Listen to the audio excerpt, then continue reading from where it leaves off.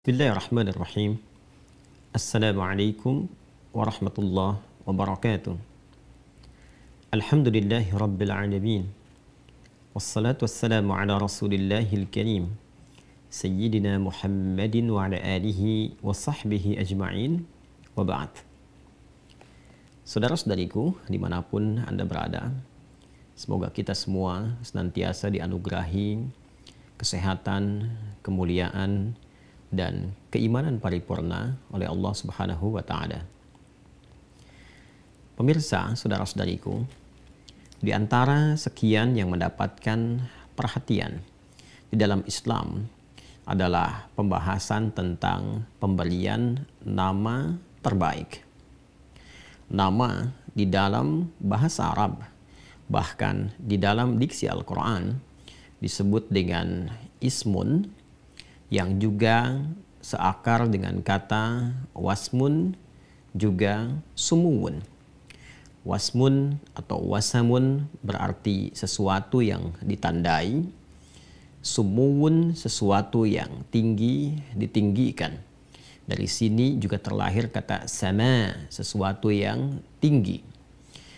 Nama disebut dengan ismun selain memberikan kesan untuk menandakan satu makhluk ataupun objek untuk dibedakan dengan objek atau makhluk yang lainnya, juga memberikan kesan kepada kita dengan nama itu seseorang bisa ditinggikan. Dengan nama itu seseorang diangkat dalam posisi yang terhormat. Bukan sekedar untuk dibedakan satu dengan yang lainnya, tapi bagaimana seseorang memiliki satu keadaan yang terhormat di antara sekian banyak manusia yang berkehidupan secara sosial khususnya. Karena itulah kemudian Islam memberikan petunjuk-petunjuk melalui Rasulullah SAW agar setiap umat Islam khususnya atau bahkan manusia pada umumnya untuk bisa menyematkan nama-nama terbaik bagi anak-anak keturunan atau siapapun yang hadir di sekitarannya, bahkan untuk sekedar memanggil dengan gelar-gelar tertentu. Diharapkan, diusahakan agar memberikan nama gelar yang layak, baik, dan terhormat sehingga dapat menjaga kemuliaan sosok yang dimaksudkan dalam konteks berkehidupan.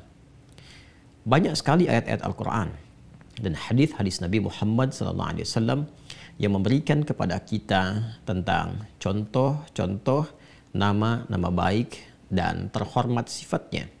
Baik itu di generasi Nabi Muhammad SAW atau bahkan generasi-generasi terdahulu yang sifatnya menginspirasi. Bahkan dengan itu pula ada anjuran agar kita bisa menghadirkan harapan-harapan dengan menyematkan nama-nama orang baik atau bahkan nabi dan rasul di masa lalu dengan harapan karakter-karakter keteladanan, kemuliaan, sifat-sifat baik dapat juga diteladani dan diterapkan dalam kehidupan kini. Di antara nama-nama terhormat itu ada misalnya Maryam atau Maria dalam bahasa kita kekinian.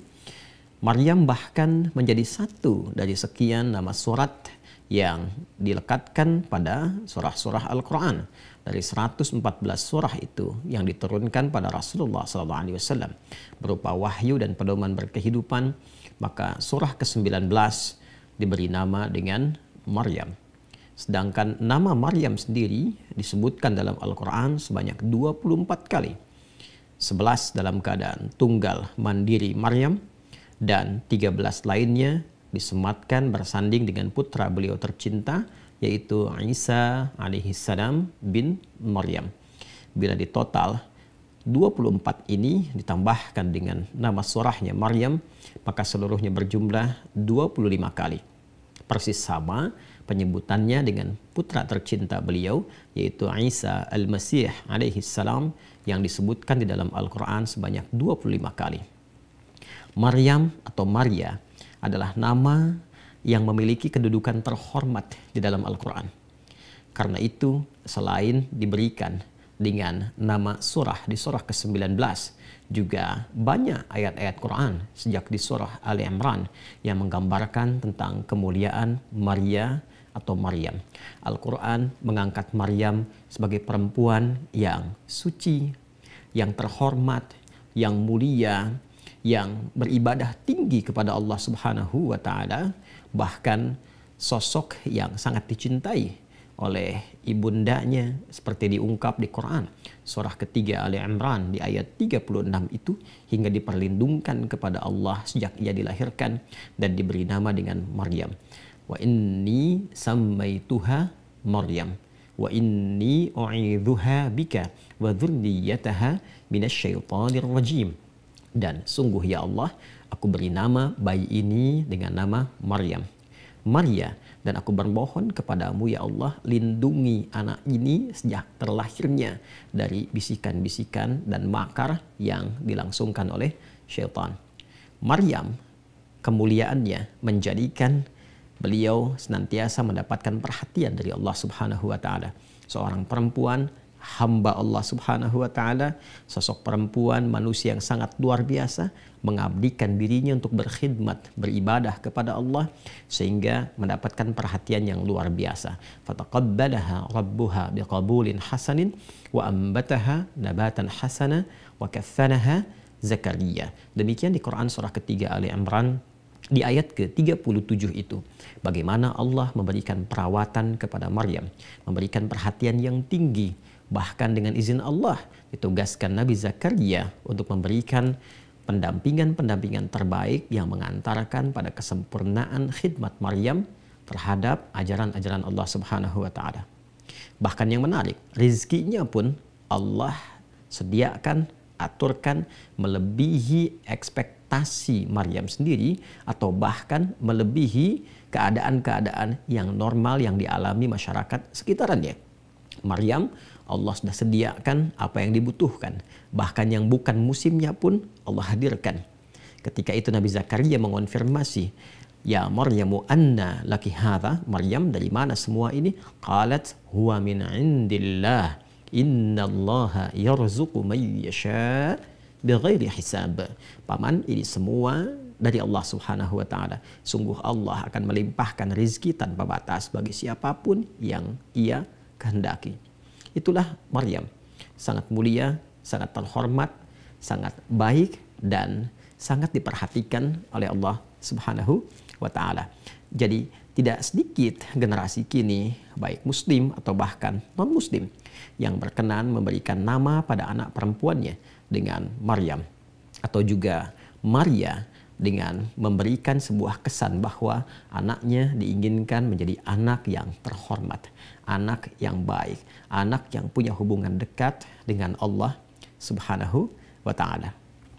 Di antara sekian puncak nama-nama baik yang menghimpun semua sifat-sifat kemuliaan, maka semua itu tercakup pada nama manusia agung, seorang rasul penutup yang dinantikan oleh setiap rasul di setiap zaman. Bahkan mereka dapat bertugas sebagai nabi ketika berkomitmen untuk membantu, menguatkan, dan juga menyampaikan risalah agung nabi yang terakhir ini. Dialah Muhammad sallallahu alaihi wasallam. Sosok mulia ini menjadikan semua nama yang dilekatkan pada beliau sepenuhnya adalah nama-nama sifat mulia, bukan sekedar nama zat. Nama zat adalah nama untuk membedakan satu sosok dengan yang lainnya. Adi, Joni. Adi disebut Adi untuk membedakan dengan Joni. Ketika Anda ingin sematkan nama sifat, misalnya Adi jujur, Joni sabar. Penyabar, jujur, itu nama sifat. Maka disifati seseorang dengan kemuliaan-kemuliaan yang melekat kepadanya dan dikenal dengan itu dalam konteks muamalah atau kehidupan di tingkat masyarakat sosialnya. Menariknya, semua nama yang melekat pada sosok termulia ini, yaitu Muhammad SAW, semuanya adalah nama-nama sifat yang mulia. Muhammad, Ahmad, Al-Mahi, Al-Kafi, dan nama-nama lain yang menyertai, termasuk bahkan nama kunyahnya Abul Qasim, memiliki kesan-kesan tersendiri yang menunjukkan kesempurnaan sifat, karakter, bahkan keteladanan yang paripurna. Muhammad memberikan kesan kesempurnaan sifat, hubungan baik, akhlak mulia secara sosial. Hablum minan nas disebutkan 4 kali dalam Al-Quran yang memberikan kesan kesempurnaan sifat atau karakter sosial. Sedangkan sifat hablum minallah, puncak penghambaannya kepada Allah, puncak ketaatannya, disebut dengan Ahmad. Sekali disebutkan dalam Al-Quran, di Quran surah As-Saff, surah ke-61, di ayat yang ke-6 itu. Menariknya, jika dalam Islam ada 5 rukun. Rukun pertama terkait hubungan dengan Allah. Dan 4 rukun lainnya, syariat berupa sholat, zakat, puasa, haji, yang implementasinya dalam konteks hubungan sosial disebutkan 4 kali. 1 tambah 4 sama dengan 5. Maka ini dicakup pada penamaan Rasulullah SAW. 4 kali disebutkan di Quran surah ketiga Ali Imran ayat 144, di Quran surah ke-33 Al-Ahzab ayat ke-40, di Quran surah ke-47 dengan namanya Muhammad sallallahu alaihi wasallam di ayat kedua, dan di Quran surah ke-48 Al-Fatah di ayat yang ke-29. 4 kali disebutkan mewakili kesempurnaan nilai-nilai sosial. 1 kali disebutkan Quran surah ke-61 As-Saff di ayat yang ke-6 menunjuk pada kesempurnaan penghambaan atau ibadah kepada Allah Subhanahu wa taala. Jadi bila Anda mendapati seorang sosok Muhammad sallallahu alaihi wasallam, maka Anda akan lihat bagaimana dalam perjalanan kehidupan beliau yang bisa dilacak di dalam sirah, perjalanan sejarah yang bisa divalidasi sebagai anak sempurna bakti kepada kedua orang tuanya, sebagai cucu sempurna bakti kepada kakeknya, sebagai suami sempurna kasih dan sayang kepada istrinya, sebagai ayah sempurna perhatian kepada anak-anaknya, sebagai pemimpin sempurna perhatian, perlindungan, kasih sayang terhadap semua yang dipimpinnya. Apapun yang dikerjakan oleh beliau dalam konteks kehidupan sosial, maka sempurna keteladanannya. Sebagai hamba, sempurna pengabdiannya kepada Allah Subhanahu wa taala. Dan dengan kesempurnaan inilah kemudian Allah memberikan kesan kepada semua hamba-hambanya agar mengambil keteladanan dari sosok Muhammad sallallahu alaihi wasallam sebagai seorang rasul yang terpilih. Turunlah Quran surah ke-33 Al-Ahzab di ayat 21 itu. Laqad kana lakum fi rasulillahi uswatun hasanah. Atau bisa juga dibaca dalam riwayat Qalun atau Warsh dari Nafi' dengan iswah. Laqad kana lakum fi rasulillahi iswatun hasanah. Jika kita dalami, Anda ingin baca iswah harakat kasrah atau uswah harakat dhammah, memberikan kesan bahwa baik hal yang kecil, karena kasrah itu menunjukkan sesuatu yang kecil, ya, sesuatu yang ringan.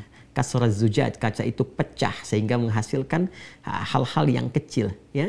Maka ini menjadi majas kiasan. Jika dibaca dengan harakat kasrah menunjukkan suara yang kecil, kesan yang kecil, yang sederhana. Rasulullah itu jangankan yang sederhananya, jalannya, menolehnya, senyumnya, kan? Bahkan pada sesuatu yang besar pun itu menjadi keteladanan, dhammahnya. Atau bila kita balik, jangankan pada yang tinggi-tinggi, ya, salatnya, rukuknya, sujudnya, lama penghambaannya, bagaimana infaknya, sedekahnya, bahkan pada yang kecil pun bisa diteladani. Karena itu baik Maryam, apalagi Muhammad sallallahu alaihi wasallam adalah di antara nama-nama yang sangat terhormat. Nama-nama yang bukan sekedar nama bahkan sifat, tapi juga memberikan kesan kemuliaan yang terjaga. Karena itulah sejak dulu banyak orang-orang yang berharap anaknya diberi nama dengan Muhammad. Seperti kisah viral itu di Sahih Al-Bukhari. Nomor hadis 3114 dan kemudian dikonfirmasi oleh Imam Muslim, ya, dalam kitab sahihnya di nomor hadis 2133 dari sahabat Jabir bin Abdullah radhiyallahu taala anhu, ya, bagaimana kemudian diceritakan seorang Ansar baru memiliki seorang anak, ya, dia gendong bahkan di pundak, jadi lehernya dibawa kepada Rasulullah dan minta izin diberi nama dengan nama Muhammad sallallahu alaihi wasallam. Ya, maka apa kata Nabi? Sammu bi ismi, silahkan beri nama dengan nama aku. Wala takannu bikunyati, tapi jangan beri nama dengan kunyahku, yaitu Abul Qasim. Karena makna kunyah yang melekat pada Nabi berbeda dengan kunyah yang melekat pada nama-nama biasa. Saking pentingnya Nabi Muhammad SAW, dari segi namanya diperebutkan, diinginkan, dinamai setiap anak, khususnya insan beriman, dengan harapan meneladani kemuliaannya, terjaga kehormatannya, lebih dari itu mendapatkan syafaat Rasulullah SAW. Karena itu bagi umat Islam khususnya, kita dianjurkan, disunnahkan, diminta untuk menjaga semua nama-nama terhormat ini, selain untuk menjaga kehormatan pemilik nama itu, juga supaya kita mendapati keteladanannya. Tidak diperkenankan menyandingkan nama-nama terhormat ini dengan sesuatu yang merendahkan. Bukan hanya merendahkan namanya, tapi merendahkan pemilik namanya, mungkin merendahkan keteladanannya, dan juga merendahkan peluang kita untuk mendapatkan kemuliaannya. Karena itu, mari kita jaga, mari kita bersinergi dalam kebaikan, saling menghormati, saling menyayangi, menjaga keutuhan, dan belajar dari kemuliaan nama Maryam dan Muhammad SAW. Adi Hidayat, semoga bermanfaat. Assalamualaikum warahmatullahi wabarakatuh.